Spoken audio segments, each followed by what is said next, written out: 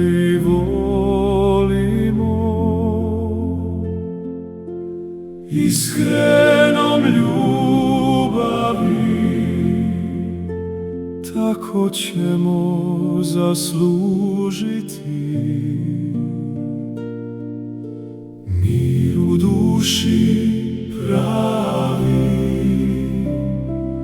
Ako ti se ljubav muti, glas prirode nećeš čuti, jer priroda od nas traži čistu ljubav, a ne laži. Sebe svoje i ostale treba voljeti, znati, tako mržnje u srcu nećemo imati.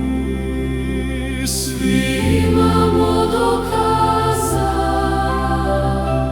gvožđe hrđana griza.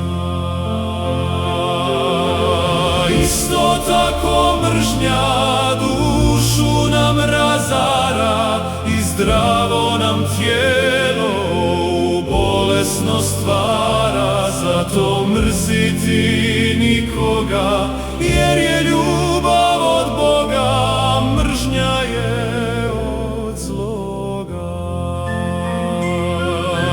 Ljubav nam je svima dana kao najljepši Božji dar, ne može se odbaciti kao obična stvar.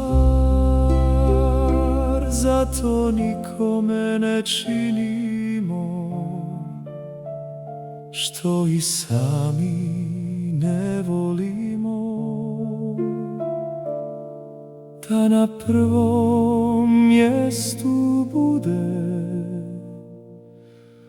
voli sebe i sve ljude.